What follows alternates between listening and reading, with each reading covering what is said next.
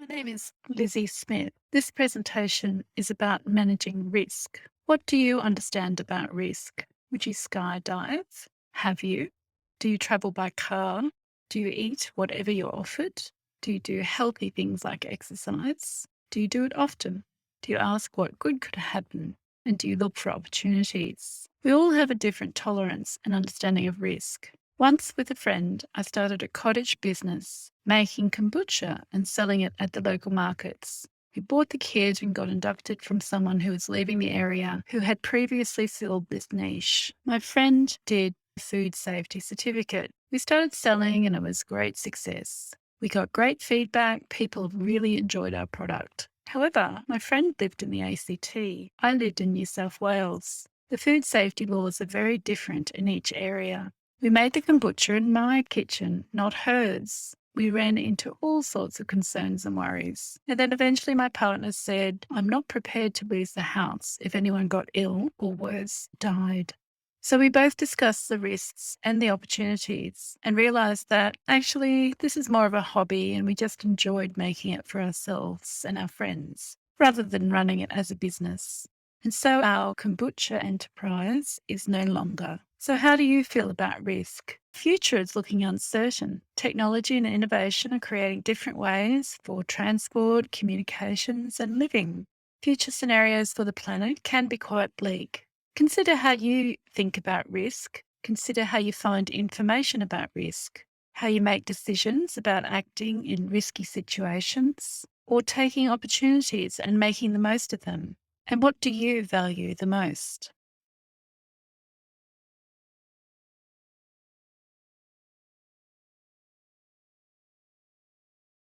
Talk is about projects and risks. When you do a project in permaculture, there's a particular scale of what you're trying to achieve and quite a variety of methods that you can apply. How you approach the project and what it is going to produce both represent risks and opportunities.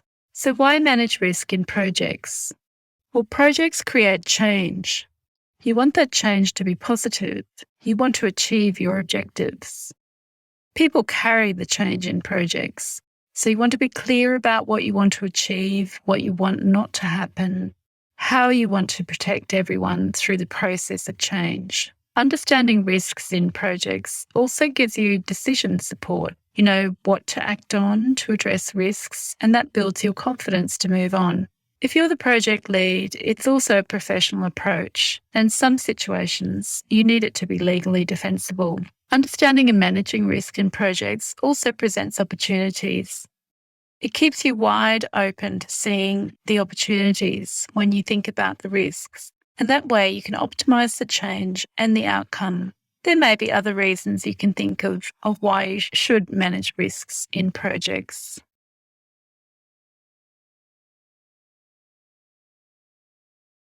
Lizzy Smith.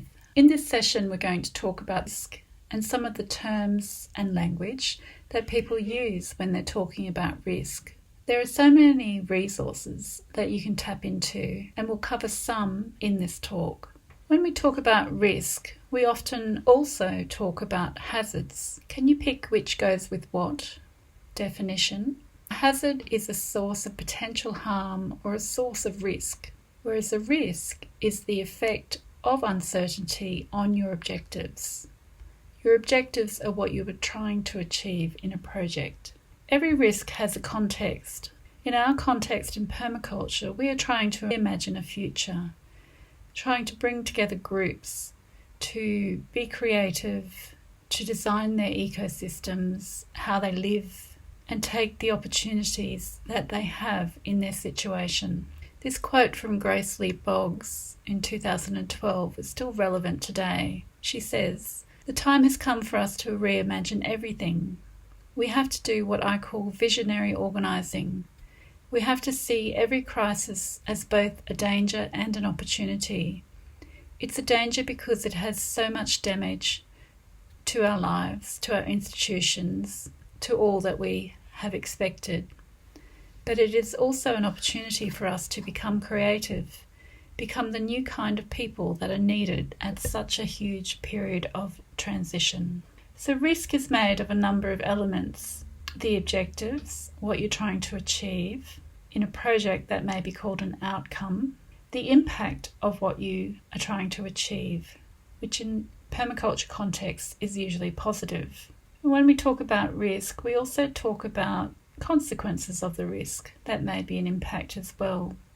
So for example, if you drive a vehicle, you are usually not able to maintain control of that vehicle in the same way if you were drunk, and you're more at risk of having an accident. The consequences of that accident can be your own life, it may be other people's lives, it may be damaging your vehicle. We also talk about probability and risk, and that will, in this example, depend on where you're driving, how fast you're driving, and how drunk you are. If you have an accident while you're drunk, of course there is outrage and consequences. There is a perception that you were irresponsible. There are legal aspects of that outrage which are set into our regulations and laws. There's also the impact and the grief and anger of anyone that you've affected. So when we make decisions, there are always alternatives and uncertainty. And we can often identify the high-risk consequences, like harming people, for example, when you're driving a vehicle drunk. However, we may not appreciate all the types of risks and consequences involved. And that is why we use a process of thinking and using diverse opinion and research. When you're making decisions about risk, there are also interpersonal issues. Your motivation for what you want to achieve may make you blind and not consider some of the risks. And of course, we as humans are very bad at predicting the future. Most of what we're trying to achieve as permaculturalists is quite complex. We're trying to help positive change. We're trying to guide humans to behave differently in their environment, and our interventions in the environment are working within an ecosystem where one small change can lead to unpredictable impact. The other point I'd make is that managing risk is not about being safe. And if you're dealing with groups of people, it's important to understand that we can take risks, but there may be danger for those individuals. For example, earth moving of a large scale will pose risks. If we haven't understood the climate, or we may expose soil-borne diseases. So the activity of earth moving may not be safe, but the risks that I've mentioned there of landslides or soil-borne diseases can be managed if we take the time to consider what could happen here and what should we look out for, what should we know. In this session, we're going to talk about the risk management process, with particular examples of how to apply this process in permaculture projects. There's an international standard for risk management. The International Standard Organisation document reference number is ISO 31000. I will talk to this process, but remember that there may be other risk management methods that could also suit your project. If you're providing services to a client, it's worthwhile checking what their expectations and experiences are for risk management and whether you will need to align with that and use their approach. Or you may need to have a conversation with them about using this international standard approach. That may be worthwhile depending on the scale and scope of your project and the potential impact on people, community, and ecosystems. There are 6 steps in the international risk management process. It's important to remember that these are often presented as linear steps or a linear process, but in fact the process is a cycle. The process and decision making is very iterative. You go over and check and monitor. The foundation for risk management is to understand the context and the objectives of what you're trying to achieve. The context is the situation that you're in and all the factors that may be present there.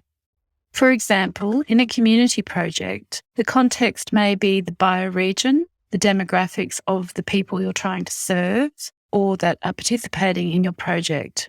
So things like language literacy, cultural diversity, their own objectives and agendas. It may also be the cost of the change and the budget you have to work with.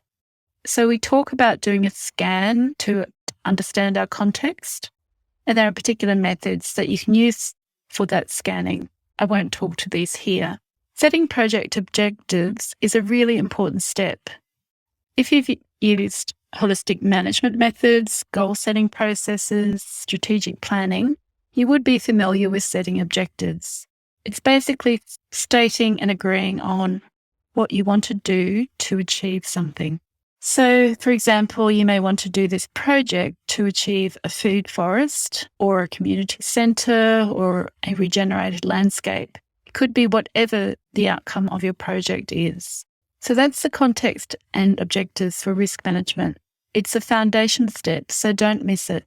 The second step in the process is to identify hazards and risks. Remember that hazards, things that might stop or harm, cause a problem. Risks are things that will create uncertainty about you achieving your objectives in your project. The third step is to assess the risks and opportunities of what you have discovered in step 2.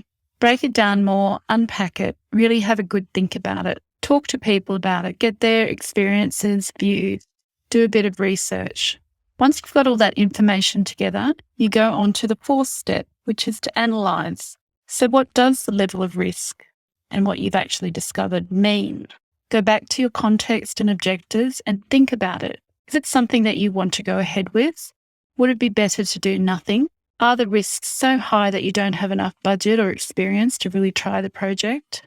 Well, if you decide to go ahead with the project, you move on to the next step, step 5, which is to manage or act to manage the risk in your project.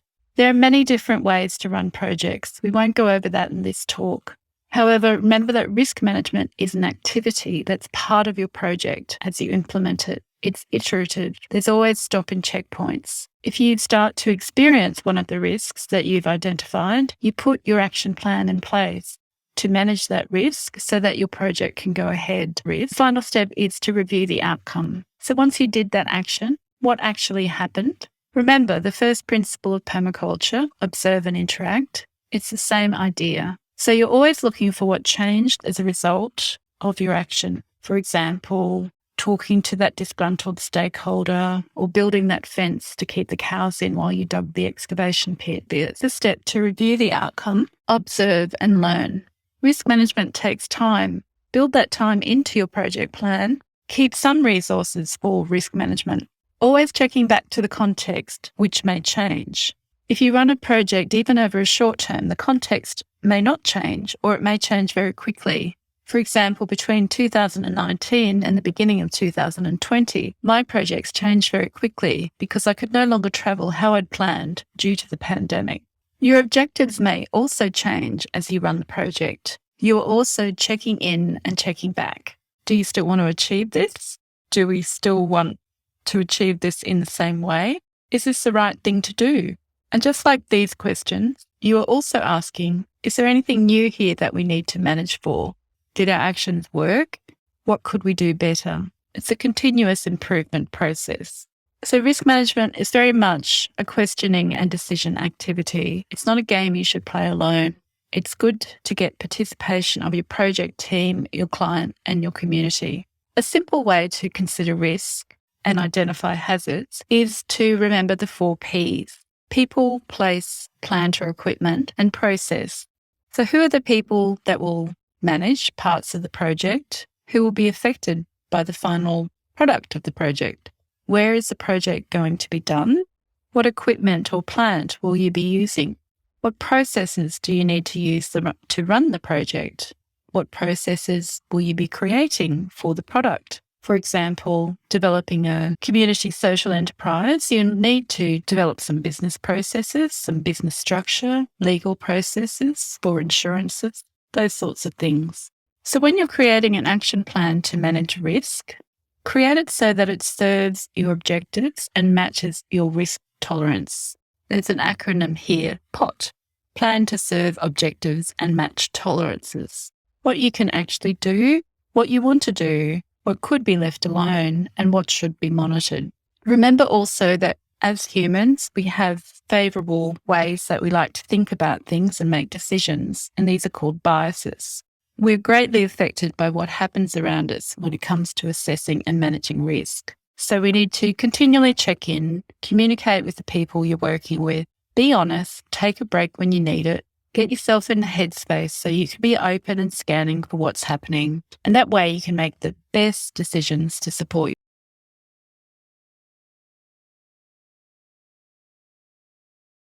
I'm going to touch on how we make decisions.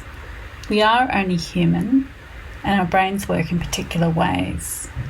If we're in a group, our brains respond to those around us. So when we make decisions about risk, we are greatly affected by what happens around us when it comes to assessing and managing that risk. So it's a good idea if you're managing projects or leading change to be aware of human biases. A human bias is to favour unconsciously. It's a heuristic or rule of thumb as a form of mental shortcut. It's neither good nor bad, it just helps us to save energy. So I'll take you through 4 examples of types of biases that may affect how we make decisions around risk. The first bias is confirmation bias. This is where we search or focus on things that match our view or preconception. For example, where climate change deniers only refer to research that confirms their opinion. It's that intersection between all the facts that you could access and the beliefs that you hold. You're really only noticing those that match your beliefs. The second type of bias is availability, and this is where we tend to overestimate the likelihood of events we expect to go wrong or right based on what we can easily remember. So there's a recency, but it also may have made an impression on us emotionally. So we tend to remember big events like plane crashes, but we really think about the likelihood of accidents when we get in our vehicles. So out of all the information that you could consider, the information that you tend to use to make decisions, more recent, more frequently heard, more extreme or vivid, and often quite negative. That's what becomes available in our memories. The third type of human bias is anchoring. This is where we rely on the first piece of information when making decisions. It's heavily used in marketing to influence you, but also if you're asked to repeat word chains, you'll often remember the first word you've been given, more than likely.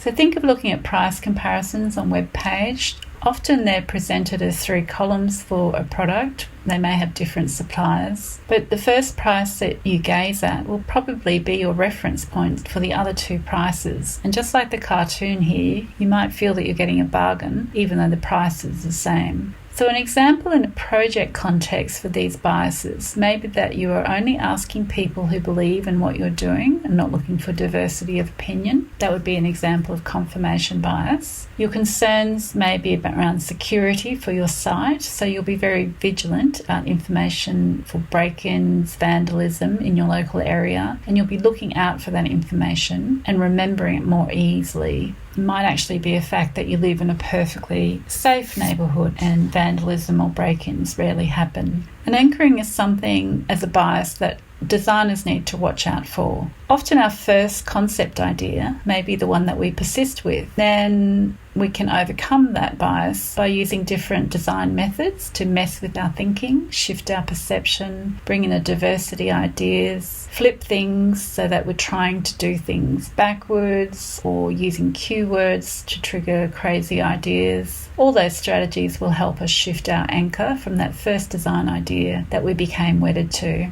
And the last example of a human bias is loss aversion. So like a hoarder, you may weigh the gains of what you have more than what you can achieve or create. And this is where you're weighing losses more highly than gains.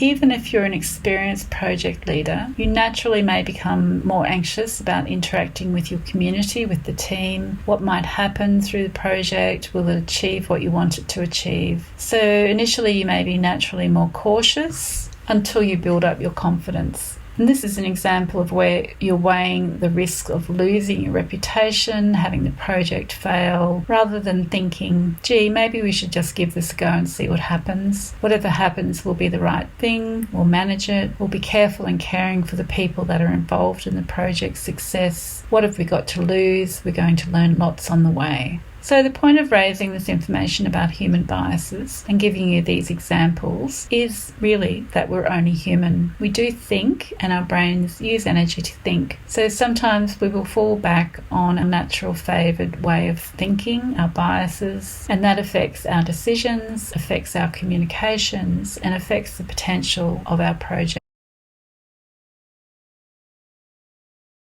This section is about managing the risks.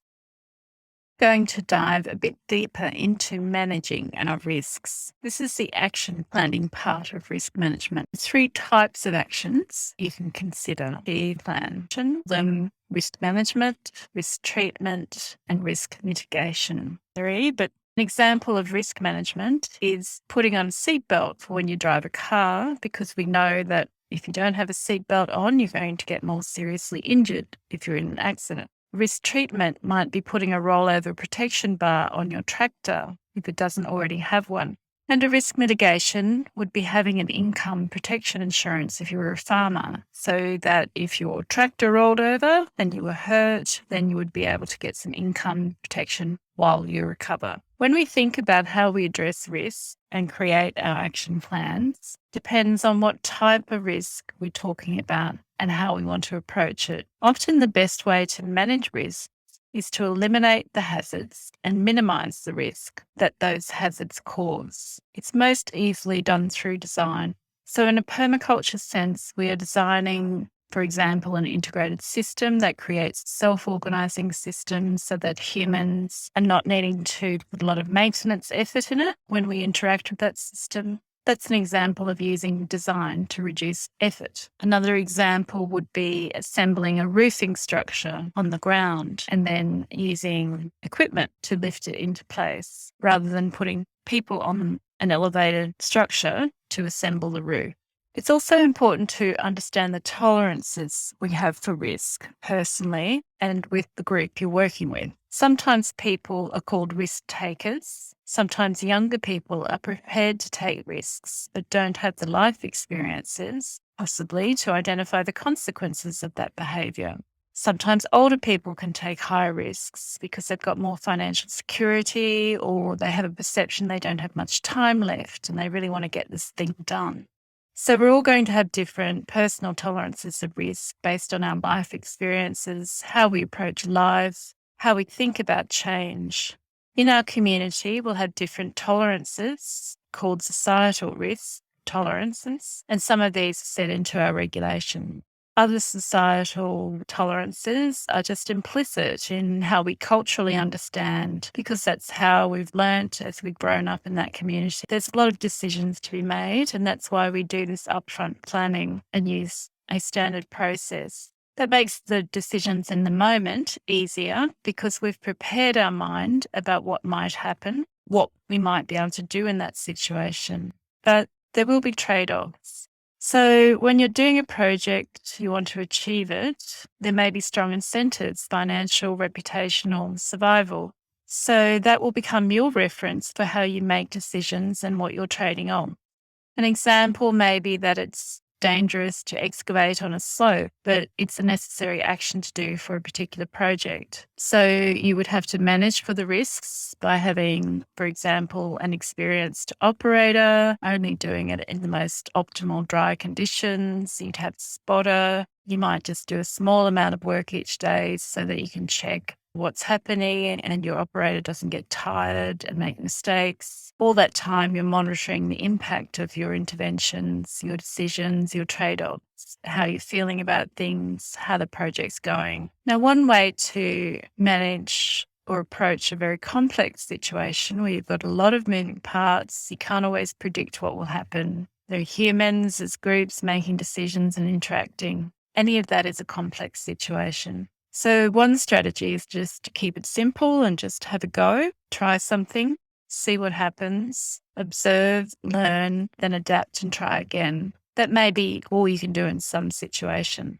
Let's broaden out again. Holly Hammond in 2021 said that the dominant culture of the societies we find ourselves in defines a lot of right ways and wrong ways. And there is a lot of judgment and a lot of constriction on what people think is possible. A lot of activism is really about holding space for people to see the things that can be different, and creativity is really part of that. Everybody's got creativity they can access given the right conditions.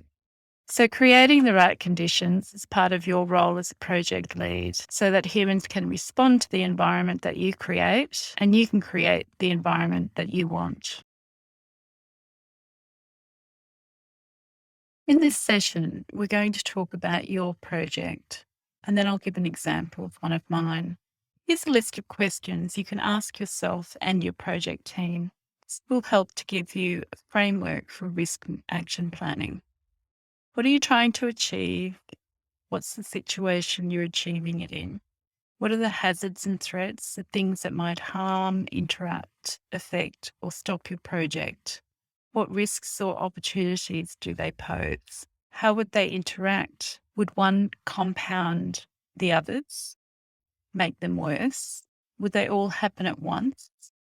Would there be a sequence at the beginning of the project and then you'd be left with some residual risks once the product had been created? What impact could they have and how serious would that be? Would they threaten the project continuing? Would they annoy people? Would they harm people? Is that likely? How would you be sure? Where is the evidence? Sometimes it helps to name your fears. What's the worst case you can think of and what can be done about it? This exercise can be useful because it can help you get over that anxiety of starting, but also helps you mentally prepared in case that risk becomes realized, becomes experienced, and then you can remember what you said you could do about it. So think about what can be done to address your concerns and make the most of the opportunity and how that would be achieved. Think about it in detail: the who, the what, the when, the how much it might cost, what to measure and monitor, who needs to know, how to report, and how to communicate. And then once you've thought about all those things, think about what is my next best step?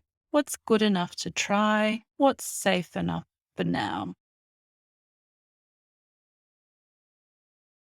Here is a model that I use when I'm just sketching out ideas. It's a futures model. So if I'm thinking about a project, I think about what's happening in the now. What's the context? What am I trying to achieve? My objectives. And then I jump to the far end possible. What's it going to look like at the end of the project? What's it going to feel like? What if it really worked? What if it didn't work? So the lens here is looking from the now to the future, to right. You're also thinking about what's probable in the near future. I've included a link to David Holmgren's future scenarios. This is a way of looking into the future and shows some examples of threats, hazards, scenarios, and ways of managing those that we could achieve. And I'll take you through an example of one of my current projects. I've asked myself the questions that we talked about earlier about creating a solar punk creative studio in my local community. So I'm trying to achieve a creative studio themed around solar punk to raise awareness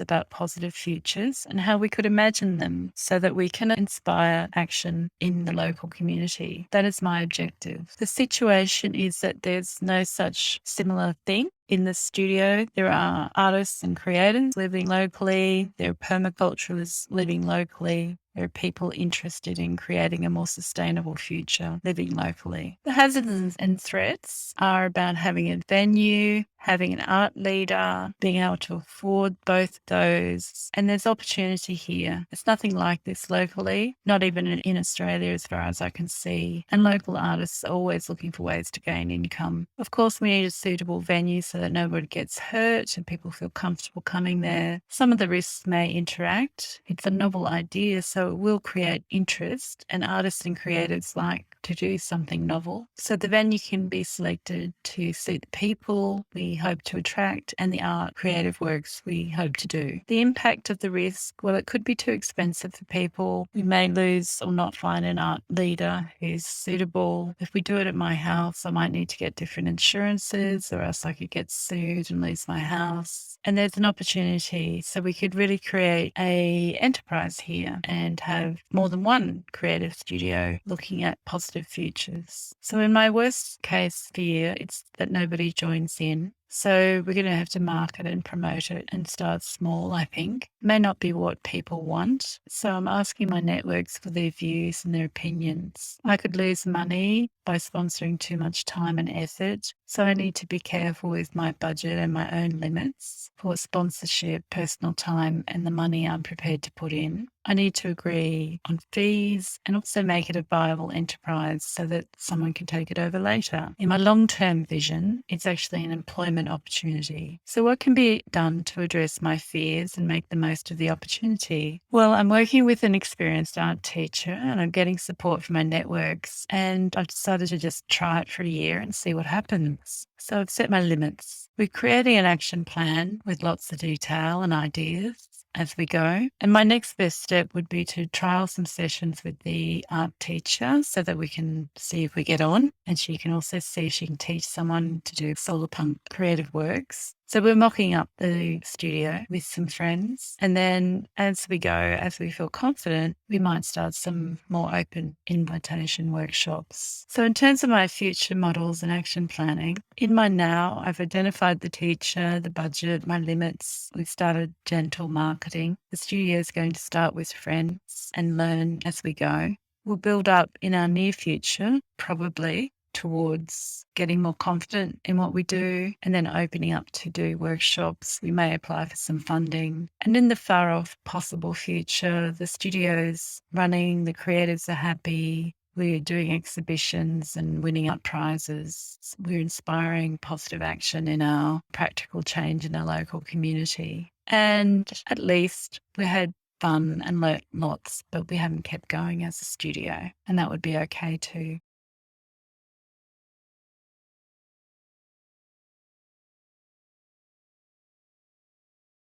In this session, we'll talk about when things are complex, and I'll give you some tips and pointers on how to approach that. If it's complex, just try something, a little something. You don't need to make it big.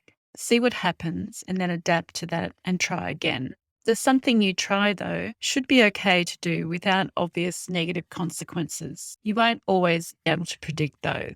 And that's why the scale of that probe or that intervention, that action, needs to be appropriate to the context or the situation that you're in. So how do you know the situation that you're in? Think about the situation now as a system.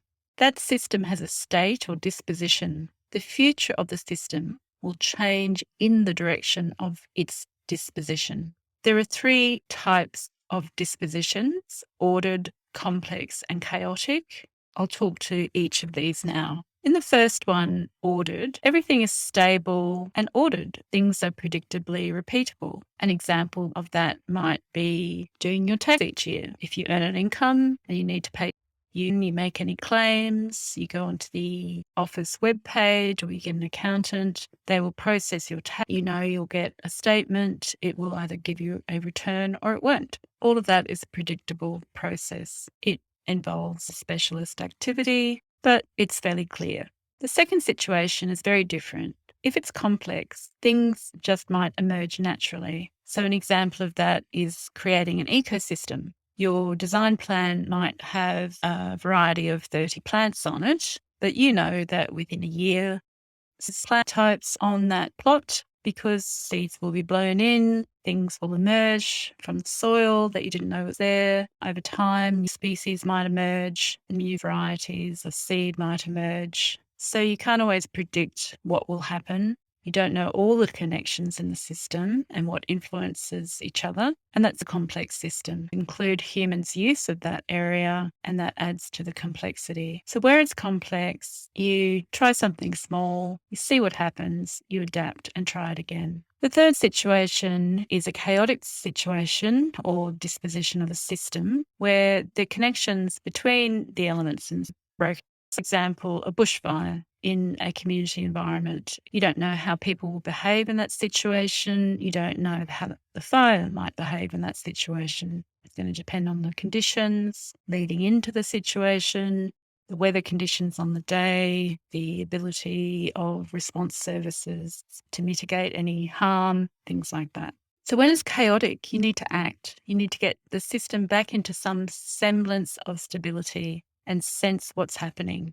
Put all your sensor networks out. You ask people to check in with their networks. People bring information in. Groups get together and huddle and pore over that intelligence and try to make sense of it, see what they think about it. And that helps people plan, know how to act from that point. A lot of sense making, a lot of information flow is needed as you are also acting to bring stability to the situation. So the three dispositions or states of systems: ordered, complex, and chaotic. So the point of knowing what type of system state you're in is so that you know how to act.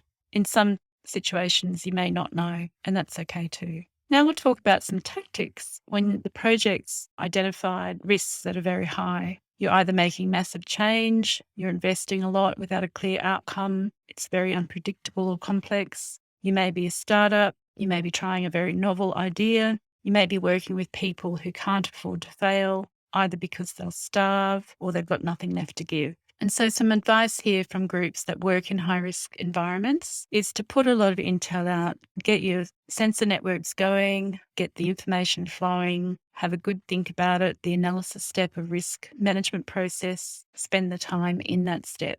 That is, if your situation's not chaotic and you need to act straight away, spend the time in planning. Do your research, give the best service for that planning to that community. Where you can, respond and adapt rapidly to changing circumstances. And that also may be the way you set up your project team so that it's clear who can make decisions, how quickly they can make them, under what circumstances they can make decisions. Sometimes that's not even talked about in a project team, and yet people have to make decisions in situations, and they may be trade-offs to manage risk and change, and they may have consequences down the track.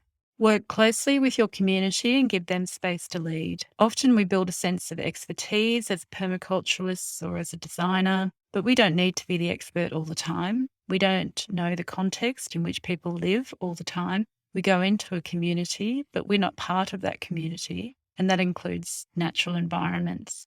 So work closely with communities and give them space to lead. Create the conditions in which their opinions, experiences, ideas can be surfaced, trialled, or expressed. It's a facilitation role, not a role of expertise. And the last piece of advice in high-risk environments is to use media lightly. Consider carefully social media or other formal media campaigns for your project if it's relevant and the risks are high. So here are some summary tips for risk management. Decide on the process that you will use. You need to define your context, objectives, and the scope of your project, and the risk management process will flow from there. Once that's understood, it will become clearer what sort of technical processes you might need to use to manage risks for your project, and also design or risk management approaches for the product you're creating. Remember that risk management and risks are not linear, and the risk process is iterative. It's always decided in context. Remember to ask, what does the client or agency need? They may have very different objectives, motivations, or appetite for risk to you and the project team. So have that conversation upfront and centre.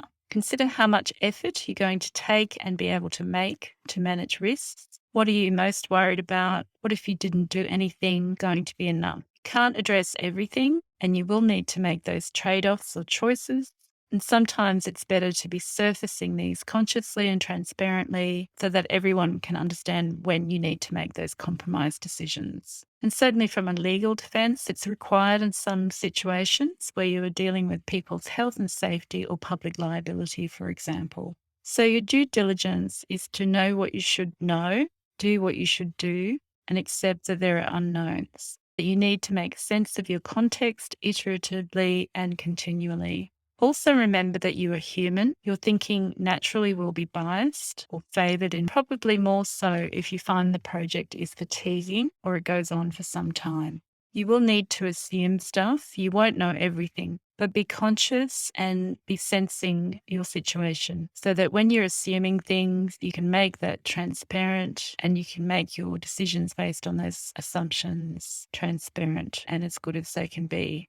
Keep scanning for similar experiences, other projects that are like yours, other evidence for what you're making decisions on. It helps to make sense of what you're doing, but you can also only do that in the context of what you know in the present. Value diversity, consult widely, make sense collaboratively. Everyone will have a different view and different experience base to draw on. And that way we make sense of what the information we have means in our context. Document your reasons. This can provide some legal evidence if things go wrong, but it also provides part of the narrative of your project to share the good stories and the journey that you've been on. It also helps you to align what you knew and then decided to do so that you can all learn from it. Learn from what's planned and what has actually happened. This way you're accepting feedback and you're growing wise as a project lead. Most importantly, just start. Ask yourself 2 questions. Is it good enough for now? Is it safe enough to try? You can stay in that degenerative environment, that ecosystem you see on the right, or you can say, it's good enough for now, it's safe enough to try, let's have a go, and create that beautiful restored ecosystem you see on your left. Key message to project managers and people trying to instill a positive change is just continue to be your amazing self. Risk is just part of our lives. We learn lots by trying and facing our risks. Take courage, take a deep breath and just start. Rely and call on the support of others and listen to what they have to say and have experienced. Keep the passion going through ritual, celebration and having fun, and inspire others by what you do and what you create. Dream big, start small, act now. Don't stop, go and change the world. If you've enjoyed this talk, you'll find other products on the free Permaculture app. You can download that on all platforms. Permaculture with a full stop. If you want to share any of this product, feel free to do so. Please acknowledge that the work is by Lizzy Smith, trading as WorkSmith. And any advice, please try it and apply it. Happy to have your feedback, but I'm afraid I can't accept any liability. You need to apply this information at your own risk. Thank you for listening, and I hope you've gained something from the talk. Good luck with your project. Go out and create a beautiful, positive future.